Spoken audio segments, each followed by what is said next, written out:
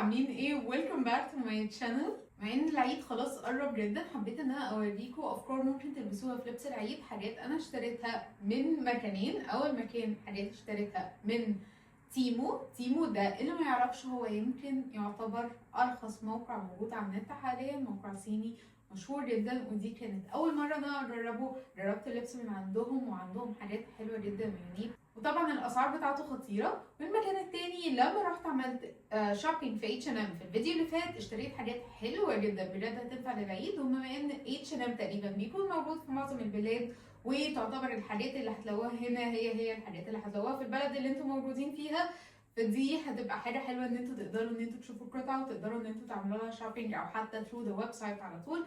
وانا هحاول على قد ما اقدر ان انا احط لكم كل اللينكات بتاعت الحاجات دي، سواء من تيمو او الحاجات اللي انا جبتها من H&M. لو ما كانتش اوت اوف ستوك هحطها لكم في الديسكربشن تحت، تبقوا ان انتوا تروحوا تشوفوهم لو عايزين تشوفوا اللينكات. ولو في حد جديد اول مره يشوفني، هاي انا اسراء بسيوني. هتلاقوا عندي هنا في القناه بعمل فيديوهات ليها علاقه بالموضه والازياء واللايف ستايل، بعمل فلوجز هير اند ذير. فلو انتوا حابين الفيديوهات دي ما تنسوش ان انتوا تشتركوا في القناه وتفعلوا الجرس عشان يوصل لكم الفيديوهات الجديده.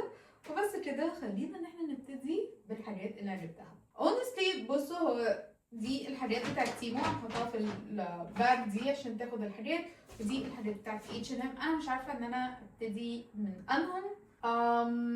حاسه ان احنا خلينا نبتدي بالحاجات بتاعت تيمو وبعدين اوريكم الحاجات بتاعت H&M. اول حاجه جبتها من عند تيمو هو البليزر ده. الناس اللي ما تعرفنيش، انا الستايل بتاعي يعتبر dressed up formal شويه، فبلبس بليزرز كتيره جدا في الداي تو داي لايف بتاعتي، وبحب ان انا البسها مع بانس، مع جينز، مع سكيرتس. يعني بدخل البليزر على اي حاجه، ومن القطع المفضله عندي جدا. بعدين بالنسبه لي البليزرز من الحاجات اللي تعتبر كلاسيكس، مش بتبطل خالص، فلما بجيبها ببقى عارفه ان انا هستخدمها كتير وهتنفعني في مناسبات كتير. من اول خروجه كاجوال جدا بشرب قهوه الصبح مع اصحابي، لحد بالليل او في انترفيو، يعني اقدر ان انا على طول استخدمها. البليزر ده عجبني اللون بتاعه جدا. انا من اكتر الالوان اللي بحبها هي البرجندي، تقريبا من ساعه ما طلع ترندي وانا اكتشفت ان اللون ده خطير وبيليق على بشرتي قوي، ومن الالوان الفخمه قوي، فحسيت البليزر ده هيبقى حلو. وكمان انا حبيت ان انا اوريكم طرق كتيره ان انتوا تستخدموا بيها البليزر، مش مجرد ان انتوا تلبسوا البليزر وخلاص تقفلوه وتفتحوه تحطوا براش. فعملت لكم الفيديو ده عشان تشوفوا الطرق المختلفه اللي انتوا تقدروا تلبسوا بيها البليزر. البليزر يا جماعه مبطن، والماتيريال بتاعته حلوه جدا، يعني يعتبر بجد من القطع اللي انا اي هايلي ريكومند ان انتوا تلبسوها. تاني قطعه هو البليزر البيج ده. هو من النوع الموديل اللي بيكون دبل بريستد كده.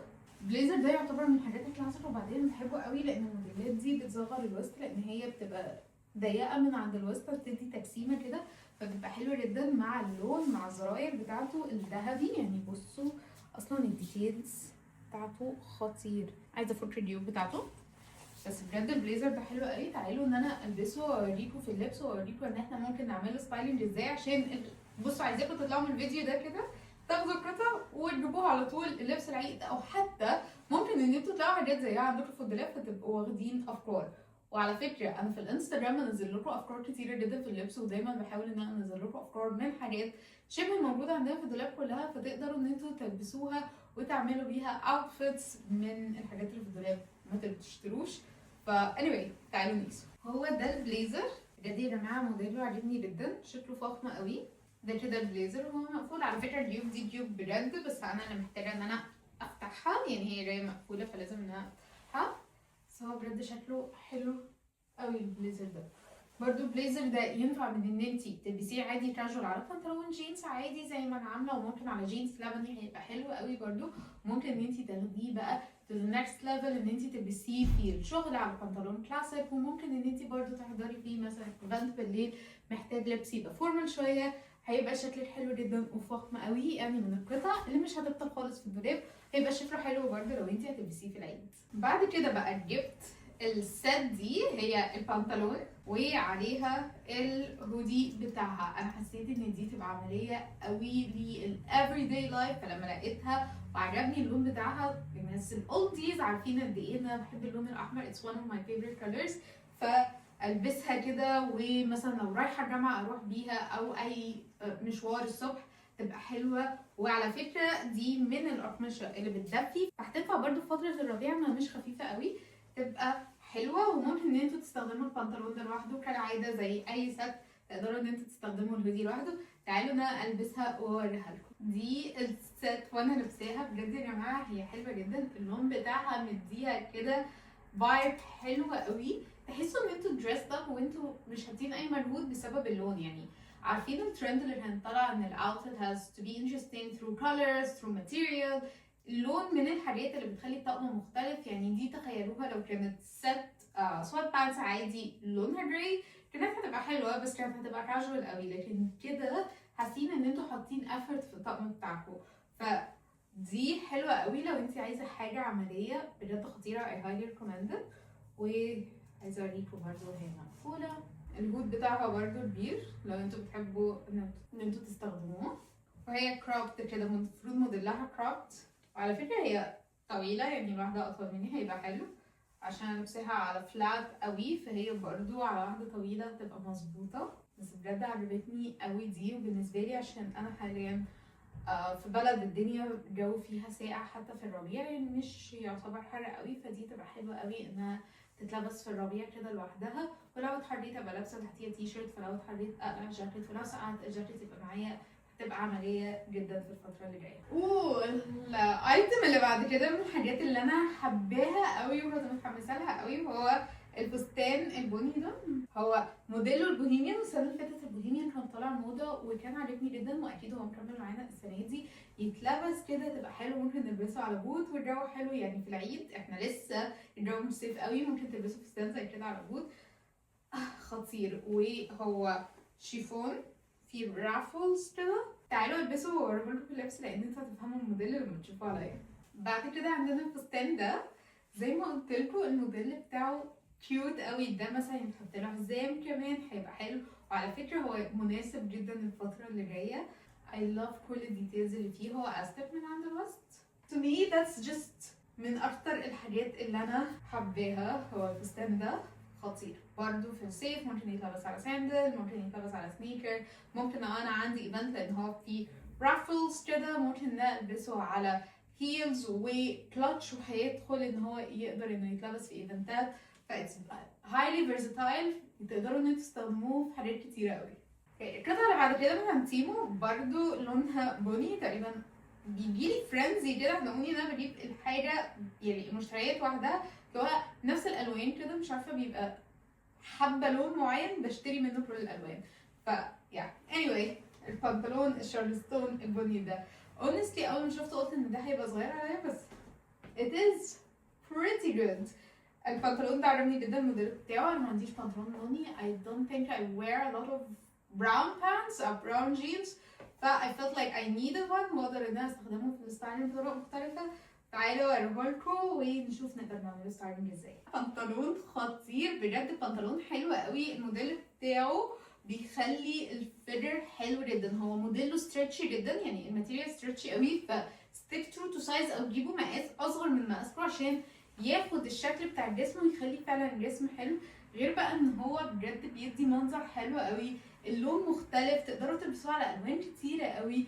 وكمان انا لابساه على هيلز عشان برضه لو عايزين تشوفوا الطول، هو لو انت هتلبسيه على فلاتس وانت اطول شويه هيبقى مظبوط، زي بالنسبه لي على هيلز كده الطول مظبوط قوي. والموديل بجد يا جماعه عجبني قوي، يعني بجد الموديل خطير. I didn't expect it to be honest. انا داخله تيمو وانا كده on the verge، اللي هو عشان حاجات حتى رخيصه. الصور بتاعته بصراحه برضو just to let you know صور الموقع مش بتحفز قوي ان انت تشتري، فتبقي خايفه كده وانت بتشتري، بس بجد الحاجات حلوه. يعني انا كنت بتفاجئ ان واو بجد الحاجات حلوه، الحاجات يونيك. ف I highly recommend ان انتوا تجيبوا الشانس وتجربوا تيمو. وده كان اخر حاجه انا اشتريتها من عند تيمو، بجد خطير البنطلون ده. بعد كده بقى ندخل على الحاجات بتاعت H&M. اشتريت من H&M التوب ده، موديله بجد حلو قوي. انا مش عارفه اصلا هتشوفوا الموديل بتاعه من غير ما البسه ولا لا، بس هو برود شولدر كده ومرسم من عند البطن بيدي درابيه، بيخلي الجسم حلو قوي، بيدي اور جلاس فيجر لما تلبسوه، لان هو بيعرض الكتاف. لو انت كتافك مش عريضه مثلا واردافك عريضه، ده هيخلي الجسم فيه تناسق حلو قوي. واسود، حسيته ان هو حاجه كلاسيك مش هتبطل. تعالوا اوريهولكوا، ده جايبه منه مقاس سمول، فعشان تقدروا ان انتوا تحكموا على مقاس. بجد بصوا الشولدرز العريضه مع الوستر الصغير بيخلي الجسم اور جلاس بطريقه مش طبيعيه. بعد كده بقى جبت الجاكيت ده بجد لما شفته انبهرت بيه، لان هو من الحاجات الترندي قوي، اللي هو البومر جاكيت اللي طالع موضه، وكمان هو انيمال برنت، فده دبل ترند ان وان، الانيمال برنت مع البومر جاكيت. ده ستيك ترو تو سايز، ما كبروش في المقاس، هو بيران بيج اصلا وشكله حلو قوي فيه جيب. ومن الحاجات المناسبه جدا للفتره اللي جايه يا جماعه، I highly recommend this بنطلون الجينز ده بقى. ده مش عشان عيد، ده عشان حياتكم. اولا البنطلونات البيضاء بالنسبه لي من الحاجات المهمه جدا ان تبقى عندك في الدولاب.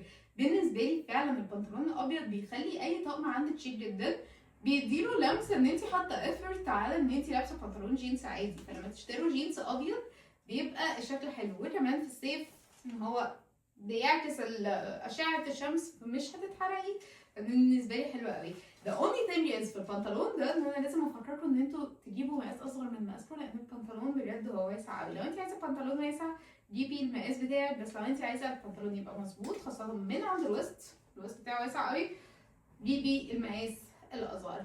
وده يا جماعه مش شفاف خالص بالنسبه لي، انا كنت لابساه على شورت اسود وهو مش شفاف، حاجه حلوه جدا. وبحب الفيت بتاعه very casual، تقدروا ان انتوا تلبسوه على حاجات كتيره.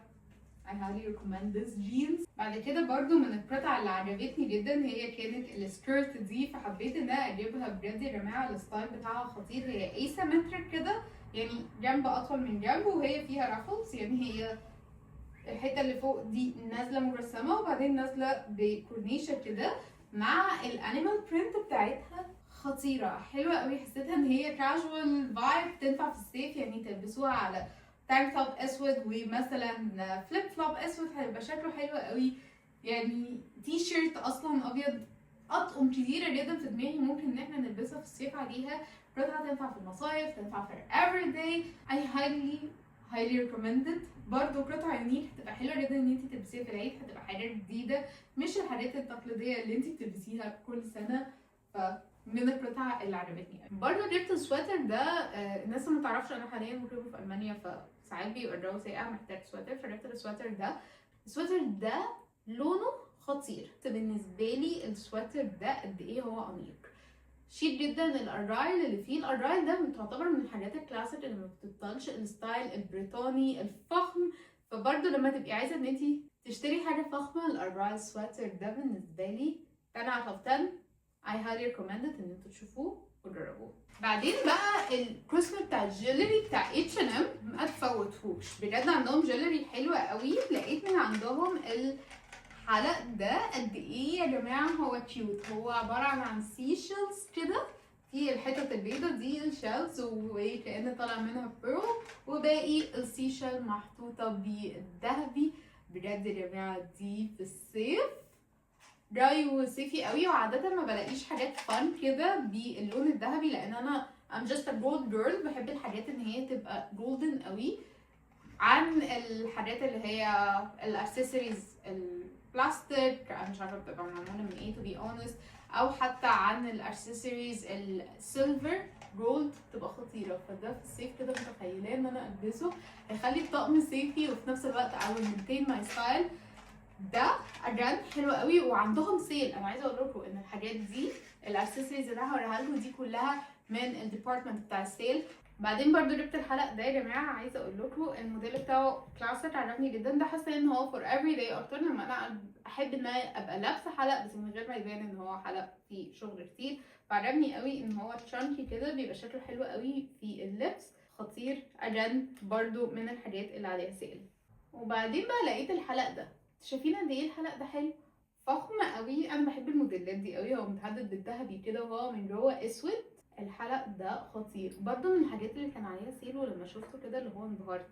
ده ماي ستايل، ده حلق يخلي اي طقم ستيتمنت.